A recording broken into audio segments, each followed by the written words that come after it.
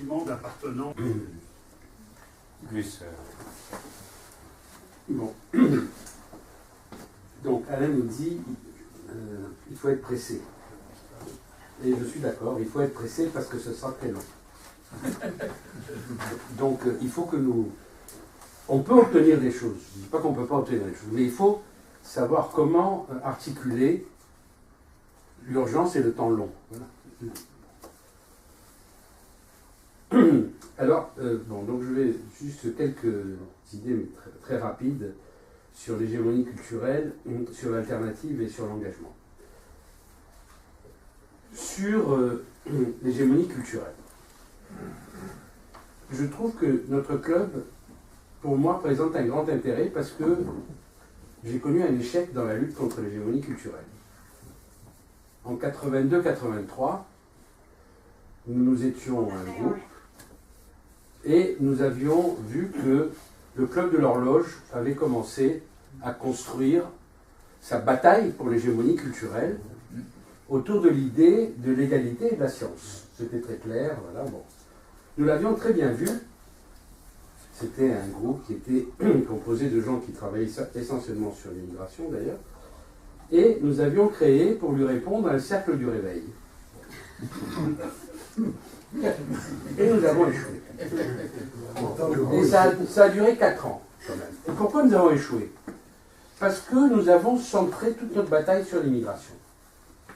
Alors que le Club de l'Horloge, lui, parlait d'immigration parce que c'était un outil, mais ce n'était pas le fond. Et donc, nous étions battus, et nous avons été battus, d'une certaine manière. Il avait mené sa bataille sur l'égalité et la science, essentiellement. Et il a gagné, enfin, pas seulement lui, mais quand même.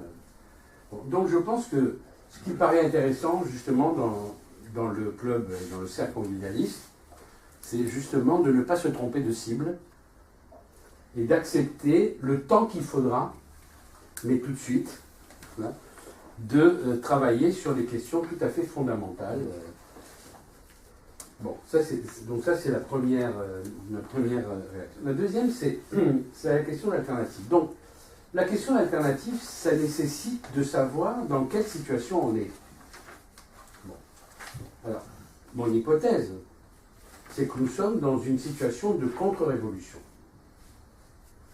Cette contre-révolution, pour moi, est la réponse à la révolution, la période de bouleversement, de révolution de 2011-2013.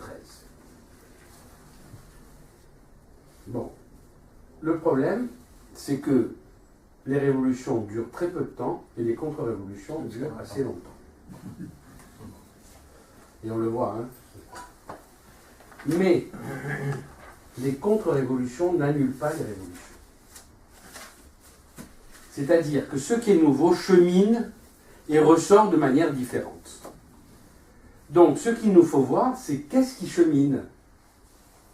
Qu'est-ce qu'il y a de nouveau en cours? Et il y a beaucoup de choses nouvelles en cours. Je prends l'exemple, la révolution des droits des femmes, évidemment. On voit bien que c'est un bouleversement incroyable de rapport millénaire. Mais ça produit des violences et une contre-révolution considérable. Mais ça chemine. Bon, on peut donner d'autres exemples. Mais, donc je pense que ce qu'il nous faut voir pour l'alternative, c'est pas quel est le bon programme, c'est qu'est-ce qui est nouveau, qui est en train de pousser. Et donc ça, nous pouvons le faire. Et je pense que là, nous trouverons beaucoup de gens qui ressentent bien ça, qu'il y a des choses qui se passent et qui sont... Et même dans les domaines les plus divers, ce qui est nouveau et qui chemine, la révolution scientifique du numérique et de la biotechnologie, ça touche à l'écriture et au langage. Donc, ce n'est pas uniquement des découvertes. Et donc, ça, il faut savoir qu'est-ce que ça présente comme alternative. Bon, voilà, donc ça c'était... Alors, le troisième point, c'est la question de l'engagement. Bon, alors, effectivement, Stéphane Hessel, quand il avait écrit Les Indignés, s'était empressé d'écrire Les Engagés. Après, engagez-vous. Après, indignez-vous, engagez-vous. Bon, mais le rapport des ventes entre indignez-vous et engagez-vous a été de 1 à 10 000, à peu près. Voilà, c'est comme ça. Bon, il en était très mari, mais c'était comme ça. Voilà. Bon, donc, alors, le problème, c'est, je crois que Jean-Pierre a raison, c'est-à-dire l'engagez-vous, c'est pas engagez-vous comme militant. C'est beaucoup plus profond. Donc, quelles sont les nouvelles formes d'engagement? Quelles sont les nouvelles formes d'engagement aujourd'hui? Et donc, il y a des nouvelles formes d'engagement qui modifient complètement par rapport à beaucoup d'entre nous qui sont là, bien que beaucoup qui sont là sont plus jeunes que moi, eh bien, c'était la question du collectif. Et là, les nouvelles formes d'engagement, c'est un nouveau rapport entre l'individuel et le collectif. Et ça bouleverse complètement les choses. Qui sont, au niveau de la nouvelle génération, qui sont les exemples de radicalité? Vous savez, l'exemple de radicalité, c'est Snowden, c'est les lanceurs d'alerte. C'est ça. Donc, essayons de voir où sont les nouvelles formes de radicalité et les nouvelles formes d'engagement correspondant à ces radicalités, parce qu'elles sont porteuses d'alternatives, justement.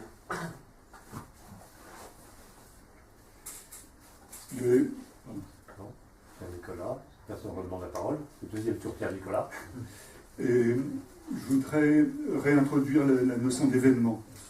Vous cherchiez du symbolique. N'allez pas le chercher dans un logo, etc. Ça, le logo, on le fabrique facilement et on peut le vendre avec une démarche de marketing efficace. Le point essentiel, c'est quel est l'événement fondateur? Quel est l'événement de référence? Tout à l'heure, j'évoquais, enfin Suzanne évoquait, puis j'ai repris le thème des néocons. La rhétorique de Léo Strauss, elle est entièrement fondée sur l'horreur nazie, qui est donc l'événement définissant de la nouvelle tranche d'histoire dans laquelle nous sommes, et qu'il faut chasser par tous les moyens, etc. Bon. De la même manière, tout à l'heure, on évoquait le Macron, etc. Moi, je crois que l'événement essentiel, significatif dans l'élection de Macron, c'est le fait que Fillon a perdu son pantalon. Et dans l'élection de Hollande, c'est Nafissatou Diallo. Autrement dit, ce sont des accidents. L'histoire avance par accident, se fait par accident.